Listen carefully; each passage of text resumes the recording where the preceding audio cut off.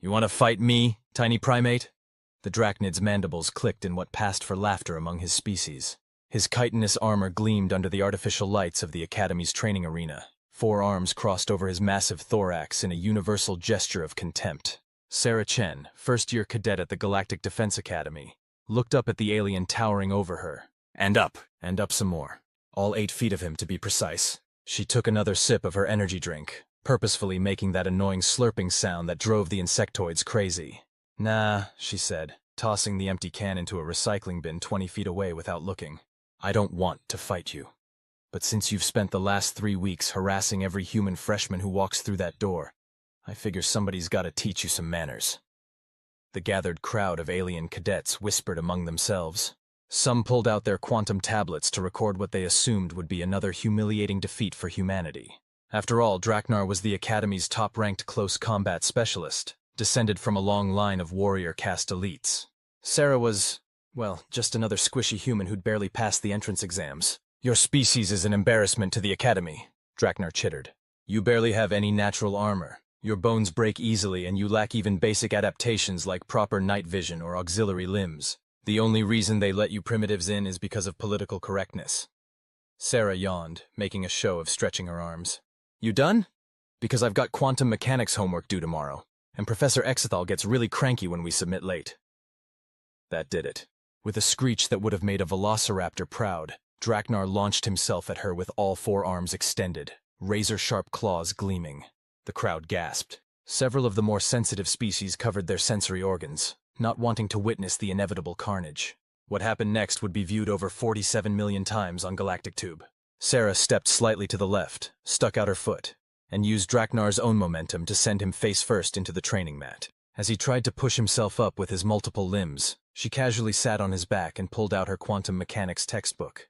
See, here's the thing about humans that you guys never seem to get, she said, flipping to Chapter 7 while maintaining her seat on the increasingly furious Drachnid. We're not the strongest species out there. Not the fastest.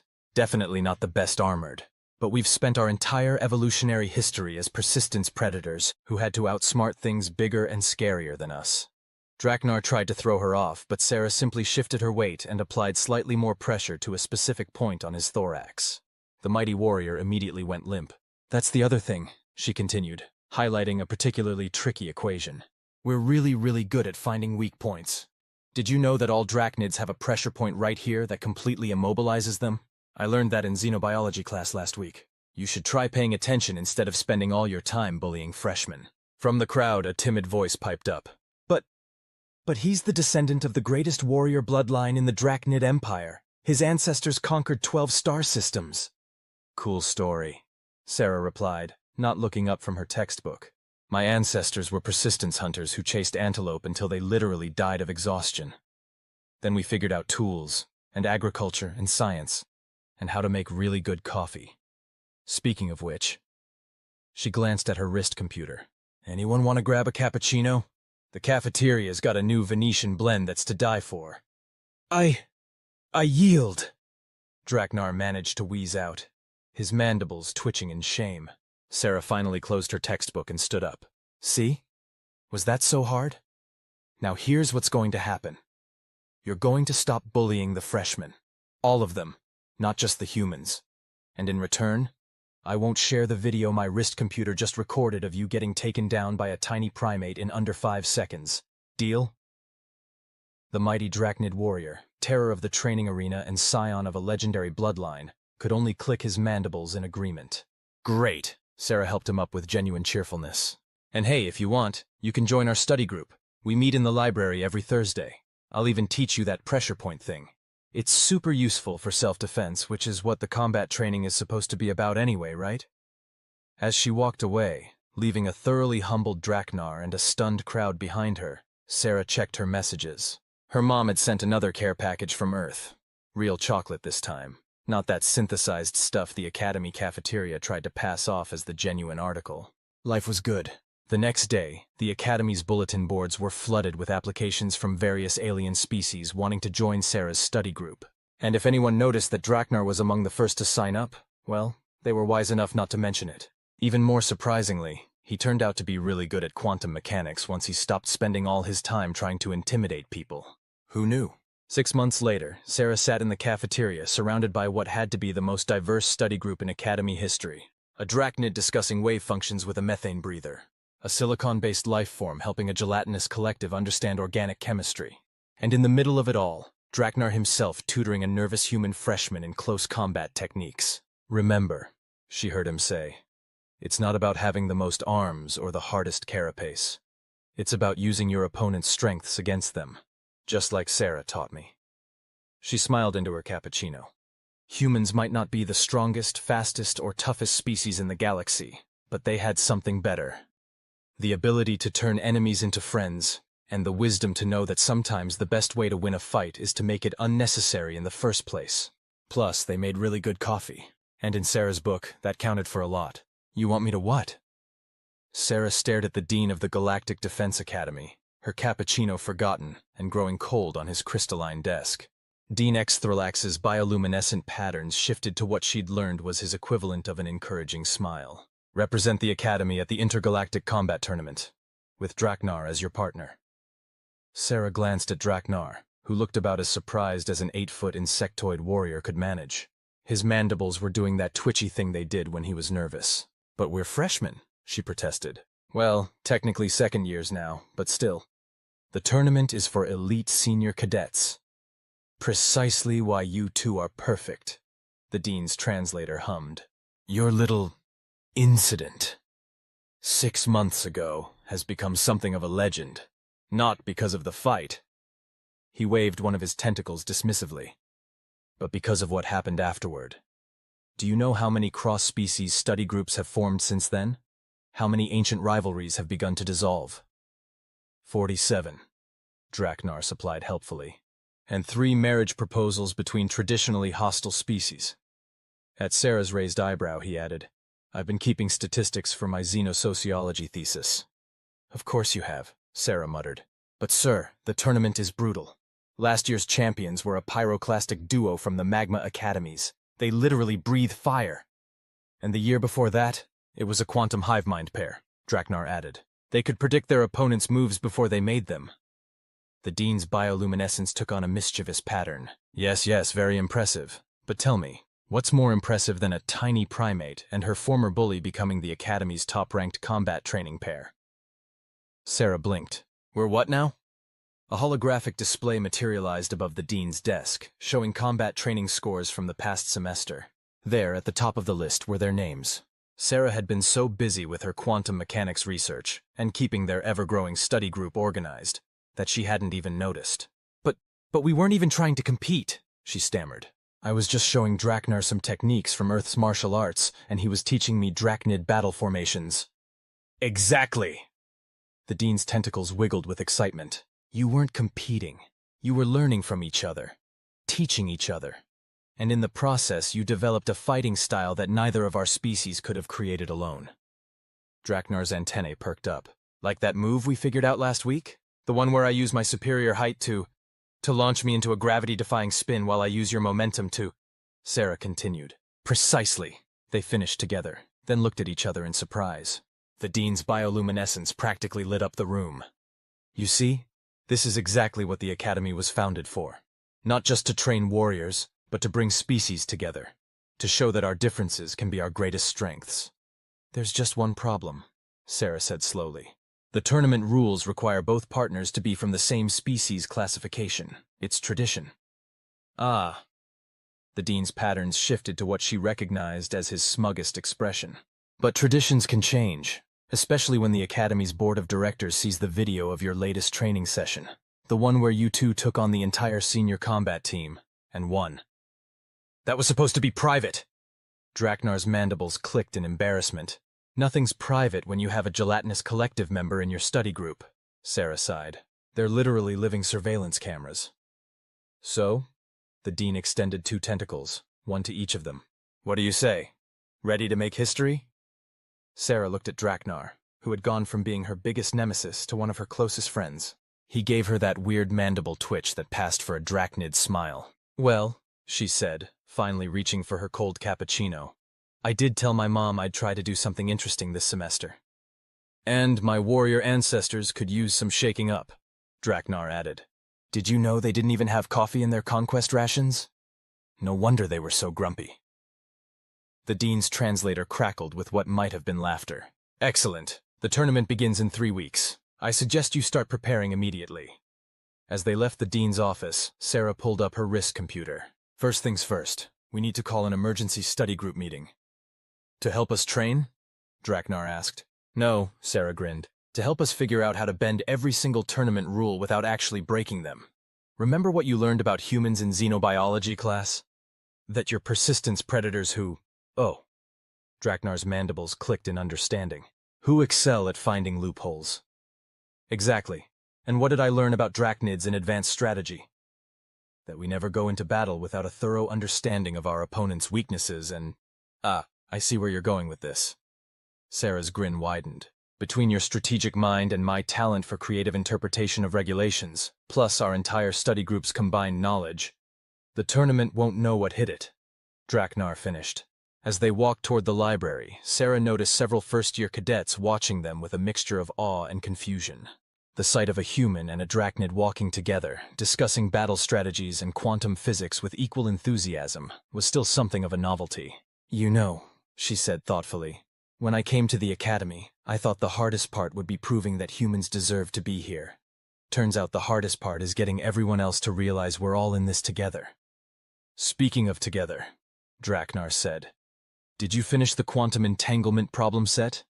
Because I have a theory about applying it to our combat techniques. Sarah's eyes lit up. You want to quantum entangle our fighting moves? That's either brilliant or insane. Why not both? Draknar's mandibles clicked in amusement. It worked for our study group. 3 weeks to prepare for a tournament that had never seen anything like them. But then again, the galaxy had never seen anything quite like their partnership either. And somewhere in the dean's office, a very smug bioluminescent alien was already planning how to use their inevitable victory to revolutionize the entire academy curriculum. The future of galactic education would never be the same. That's physically impossible! The quantum physics professor's crystalline form vibrated with indignation as he stared at the training arena's holo-recording. You cannot apply quantum entanglement principles to combat moves! Sarah and Draknar exchanged glances while their study group tried, and failed, to suppress their various species' versions of laughter. They were all crammed into Training Room 7, which had become their unofficial headquarters for Operation Tournament Chaos, as the gelatinous collective members had dubbed it. With all due respect, Professor Zaxil, Sarah said, taking a sip of her ever-present cappuccino. You're watching us do it. The holo-recording showed Sarah and Draknar moving in perfect synchronization, their combat moves flowing together with impossible precision. When Sarah dodged, Draknar was already positioning himself to use her momentum. When Draknar struck, Sarah was moving through spaces that wouldn't exist until microseconds later. But... The professor's crystalline structure refracted light in patterns of confusion. The uncertainty principle alone should make it impossible to predict each other's exact positions and momentum simultaneously, Draknar finished. Unless you're not trying to predict them at all, Sarah grinned. We're not calculating positions, we're sharing them. The silicon-based lifeform who'd been quietly taking notes in the corner suddenly vibrated with excitement. Of course, you're using the neural implants from advanced combat training to create a limited consciousness bridge. Paired with the standard-issue momentum sensors in our training suits. Draknar nodded. And a whole lot of coffee, Sarah added. At everyone's stare, she shrugged. What? You try maintaining a quantum neural bridge without caffeine? Professor Zagzil's crystalline form shifted through several colors before settling on a deep blue of contemplation. This could revolutionize both combat training and quantum physics theory. Have you considered the implications for... Professor, Sarah interrupted gently. We'd love to discuss the theoretical implications, but we have exactly 16 days until the tournament, and we still haven't figured out how to counter pyroclastic opponents. Oh, that's easy, chirped one of the methane breathers, floating excitedly in their containment suit. Their flame attacks require precise oxygen mixing. If you could disrupt their atmospheric intake valves... We're not allowed to tamper with life support systems, Draknar reminded them. Section 47.3 of the tournament rules. Actually, said a particularly smug-looking member of the gelatinous collective, the rules only prohibit direct tampering with life support. They say nothing about creating atmospheric disturbances through perfectly legal combat moves. Sarah's grin widened. Is that why you've been analyzing the air circulation patterns in the tournament arena? The gelatinous collective rippled in what might have been a shrug. We get bored during quantum mechanics class. All those particles moving in such predictable patterns. Right. Sarah clapped her hands. Let's break this down. We've got the quantum sync moves for close combat, the atmospheric disruption strategy for pyroclastic opponents, but we still need something for the hive minds. About that, Draknar's mandibles clicked thoughtfully. Remember how you said humans are really good at being unpredictable? Yeah? What if we... He leaned down and chittered something in her ear. Sarah's eyes widened. Then she started laughing. That's absolutely brilliant, and completely insane. Professor Zexil, how do you feel about helping us weaponize chaos theory? The crystalline professor's form shimmered with what might have been horror, fascination, or both. I suppose it would make an interesting paper for the Quantum Combat Physics Journal. Perfect. Sarah turned to address the entire study group. Okay, everyone, new assignments. Silicon team, you're on quantum sync calibration, methane breathers, atmospheric analysis. Gelatinous collective, keep mapping those arena patterns. Professor, we'll need those chaos theory calculations as soon as possible. What about me? Asked a tiny voice. Everyone turned to see a first-year human cadet who'd been quietly observing from the corner. I'm not good at quantum physics or advanced combat, but you're human, Sarah finished. Which means you're probably really good at something nobody else has thought of yet.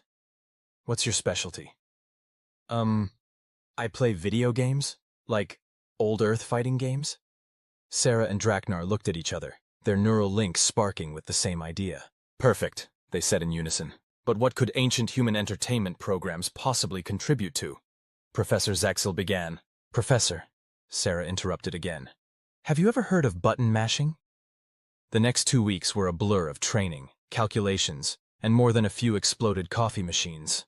Turns out quantum neural bridges don't mix well with experimental brewing techniques. But slowly, impossibly, their crazy plans started coming together. The night before the tournament, Sarah found Draknar in their usual training room, meticulously cleaning his chitinous armor. Nervous? She asked, sliding him a cup of specially modified coffee, now with added nutrients for insectoid metabolism, thanks to their methane-breathing chemists. My ancestors would be deeply confused, he admitted. A Drachnid warrior, partnered with a human, using quantum physics and chaos theory to fight. Well, Sarah settled down beside him, pulling up the latest chaos calculations on her wrist computer. My ancestors would probably be equally confused about me drinking coffee with a giant space bug while discussing quantum entanglement. Draknar's mandibles clicked in amusement. We've come a long way from that first fight. That wasn't a fight, Sarah corrected. That was a teaching moment. Tomorrow's going to be a fight. Think we're ready? Sarah looked around the room at their impossibly diverse study group, all working together to help them prepare. At the professor who'd moved from skepticism to enthusiasm. At the first-year cadet teaching ancient gaming techniques to a fascinated gelatinous collective. Ready? Probably not, but we're going to win anyway. How can you be so sure? Sarah's grin turned mischievous. Because we're about to show the galaxy what happens when you combine human chaos with Drachnid precision, add a dash of quantum physics, and top it all off with too much caffeine. May the ancestors help them, Draknar muttered. Oh, and one more thing, Sarah added, pulling something from her bag. I had these made for us. She handed him a patch for their combat suits. On it, in both human and Drachnid script, were the words, Science and Solidarity. Because sometimes, she said, the best way to fight isn't with strength or speed, but with friendship and physics, Draknar finished. Tomorrow they would make tournament history. But tonight, they had one more set of chaos calculations to perfect, and Sarah had just figured out how to quantum entangle a coffee maker. The galaxy wouldn't know what hit it. The tournament arena was everything the Holovids promised and more. A massive geodesic dome of transparent neutronium, surrounded by tiered seating for thousands of spectators from across the galaxy. In the competitors' preparation area, Sarah took another sip of her quantum-stabilized coffee, now with 200% more entanglement, and watched the opening ceremonies.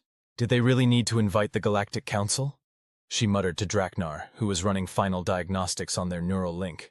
Apparently, he clicked, mandibles twitching with nervous energy. Our registration caused quite a stir. First cross-species team in tournament history and all that. No pressure then, Sarah checked her wrist computer. Their study group had commandeered an entire section of the spectator stands, their various environmental suits and containment fields creating a rainbow of protective bubbles. Professor Zegzil's crystalline form sparkled particularly brightly with excitement. The tournament director, a massive energy being contained within a sophisticated interface suit, floated to the center of the arena. "Welcome!" Their voice boomed through the translator systems. "To the 847th Intergalactic Combat Tournament." The crowd erupted in a cacophony of cheers, clicks, whistles, and various other species-specific expressions of enthusiasm. "Today we witness history. For the first time, by special dispensation of the Galactic Council, a mixed species team has been allowed to compete." The spotlight found Sarah and Draknar. She waved awkwardly while he clicked his mandibles in the traditional Drachnid warrior greeting. "Our first match, the controversial human Drachnid team versus the Pyroclastic champions." Two beings of living magma emerged from the opposite preparation area, their containment suits glowing red-hot. "Remember the plan," Sarah whispered as they stepped into the arena. "Atmospheric disruption pattern alpha. And if that fails?" Draknar's neural link tingled with concern. "Then we move to plan B." "Which is?" Sarah grinned.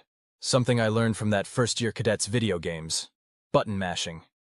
Before Draknar could respond, the signal to begin blared through the arena. The Pyroclastic champions immediately launched into their signature move, a synchronized flame tornado that had won them last year's championship. What happened next would be studied in combat physics classes for generations. Sarah and Draknar moved as one, their quantum-entangled movements creating precise atmospheric disturbances. The flame tornado wavered, its carefully calibrated oxygen mix disrupted by patterns that seemed random, but were actually the result of 2 weeks of chaos theory calculations. "Impossible!" one of the Pyroclastic champions roared. "No one can disrupt our flame patterns!" "Funny thing about impossibility?" Sarah called back, executing a flip over Draknar's shoulders that their neural link had calculated to the microsecond. "Humans specialize in it." The Pyroclastics switched tactics, attempting to separate the pair with alternating flame jets, but thanks to their quantum synchronization, Sarah and Draknar moved like two aspects of the same being. Where Sarah dodged, Draknar was already there to cover. When Draknar charged, Sarah was precisely where she needed to be to amplify his momentum. "Now?" Draknar asked through their neural link. "Now," Sarah confirmed. They launched into what their study group had dubbed the Chaos Gambit. Using principles borrowed from old fighting games, quantum physics, and more than a little human unpredictability, they began moving in patterns that looked completely random but were actually... "They're quantum tunneling!" Professor Zegzil's excited voice carried through the arena. "The probability fields of their movements are..." The rest was lost in the gasp of the crowd as Sarah appeared to phase through one of the flame jets, while Draknar seemed to be in 3 places at once. The Pyroclastic champions' attacks became increasingly erratic as their targeting systems failed to predict movements that defied standard physics. "How?" one of them demanded. "Our targeting computers are state-of-the-art." "That's your problem," Sarah called out, sliding under a flame burst while Draknar used her momentum to launch himself over their opponents. "You're using computers to fight quantum chaos." The end came swiftly after that. With their flame attacks neutralized and their targeting systems confused, the Pyroclastic champions found themselves caught in a pincer movement that ended with both their containment suits' power cores safely and legally deactivated. "Victory!" the tournament director announced. "The human Drachnid team advances to the semi-finals." As the crowd erupted, Sarah and Draknar bumped fist to mandible, their signature celebration move. "One down," Sarah said, accepting a fresh quantum coffee from their support team. 3 to go, Draknar finished. "The hive minds won't be so easy to confuse." "No," Sarah agreed, watching their next opponents warm up across the arena. The quantum hive mind duo moved with perfect precision, their every action calculated 1,000 moves in advance. But that's why we have Plan C. "We have a Plan C?" "Of course," Sarah grinned. "I had the Gelatinous Collective analyze every Earth movie about fighting tournaments. Turns out there's this thing called a training montage." Draknar's mandibles clicked in what might have been resignation or amusement. "Sometimes I think the scariest thing about humans isn't your persistence or your adaptability. It's our pop culture references. That, and your caffeine addiction." In the stands, their study group was already running calculations for the next match. Professor Zegzil's crystalline form vibrated with theoretical possibilities. And somewhere in the dean's office, a very smug bioluminescent alien was already drafting new curriculum proposals. The tournament was just getting started. "They're in our heads!" Draknar's mental voice echoed through their neural link with an edge of panic. Sarah gritted her teeth as another wave of quantum probability calculations from the hive mind duo threatened to overwhelm their defenses. They'd been fighting for nearly 20 minutes, the longest match in tournament history, and were no closer to victory than when they'd started. "Technically," she managed, ducking under a perfectly predicted strike, "they're in the quantum probability field surrounding our heads. But yeah, this isn't great." The hive mind duo moved like living equations, each action calculated to intersect perfectly with their opponent's future positions. Sarah and Draknar's quantum-entangled movements, so effective against the pyroclastics, were being turned against them as the hive minds computed and countered every possible variation. "Most fascinating," the tournament director's voice boomed. "The hive minds appear to have achieved perfect predictive superiority." In the stands, their study group watched with growing concern.